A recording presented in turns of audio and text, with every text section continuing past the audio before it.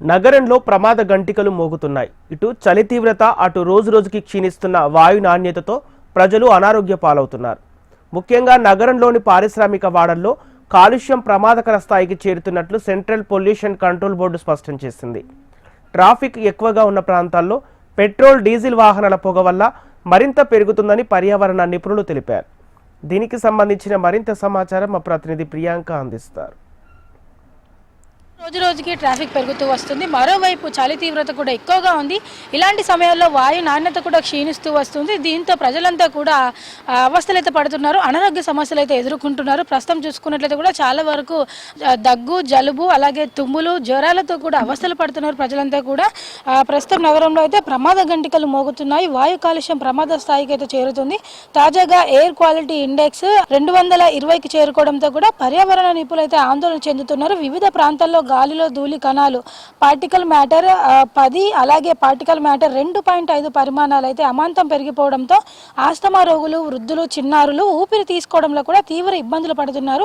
వాస్తవానికి ఈ particle matter 10 పరిమాణం 0, అలాగే 0-50 ఉంటే వాతావరణం మెరుగ్గా ఉన్నట్టు భావిస్తారు. అయితే ప్రస్తుతం నగరంలో పలు ప్రాంతాల్లో ఈ పార్టికల్ మ్యాటర్ 10 పరిమాణం చూసుకున్నట్లయితే కూడా క్యూబిక్ మీటర్కు 180 నుంచి 200 మైక్రోగ్రామ్స్ నమోదవుతుండడంతో కూడా ఆందోళన అయితే కలిగిస్తుంది. అలాగే ఈ పార్టికల్ మ్యాటర్ 2.5 పరిమాణం చూసుకున్నట్లయితే కూడా 150 మైక్రోగ్రాముల వరకు అయితే చేరింది. పారిశ్రామిక వాడల్లో చూసుకున్నట్లయితే ముఖ్యంగా పరిశ్రమల నుంచి వచ్చే పెద్ద ఎత్తున పొగ రావడము, అలాగే మురికి వాడల్లో చెత్త చెదారం తగిలేయడం వలన కూడా ఈ పార్టికల్ మ్యాటర్ 10 ధూళి కణాలు అధికంగా ఏర్పడతాయని కూడా నగరంలో ట్రాఫిక్ రద్దీగా అధికంగా ఉండే ప్రాంతాల్లో పెట్రోల్, డీజిల్ వినియోగించే వాహనాల నుంచి వచ్చే పొగలో ఈ పార్టికల్ మ్యాటర్ 2.5 కణాలు ఎక్కువగా ఉంటాయని కూడా జేఎన్టీయూ పర్యావరణ విభాగం అధికారులు అయితే చెబుతున్నారు.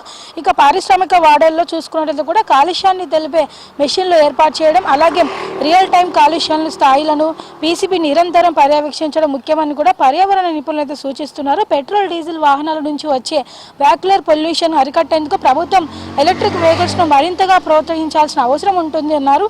అలాగే చలి వాతావరణం వలన కాలుష్య తీవ్రత రానున్న రోజుల్లో మరింత పెరగవచ్చని కూడా అంచనా వేస్తున్నారు అధికారులు. అయితే ఇదిలా ఉంటే నగరంలో కాలుష్యం అయితే ప్రమాదకర స్థాయికి చేరుకున్నందుకు కూడా వృద్ధులు, చిన్నారులు ఎక్కువ శాతం బయట తిరగడం కంటే కూడా ఇళ్లలోనే గడపడం ఉత్తమమని కూడా ఇటు వైద్యులు కూడా చెబుతున్నారు. అత్యవసరం అయితే మాస్కులు ధరించి బయటికి రావాలని కూడా సూచిస్తున్నారు. ఈ విషయమై కూడా పీసీబీ అధికారులు అయితే స్పందిస్తూ ప్రస్తుతం అయితే సంతృప్తికరమైన స్థాయిలోనే గాలి నాణ్యత సూచికలు ఉన్నాయని కూడా తెలుపుతున్నారు. అయితే కొన్ని థర్డ్ పార్టీ యాప్లు మాత్రం కాలుష్య సూచికలను అధికంగా చూపుతున్నట్టు కూడా చెబుతున్నారు. అయితే ఇలాంటి వాటిపైన కూడా ప్రజలు అప్రమత్తంగా ఉండాలని తెలియజేశారు.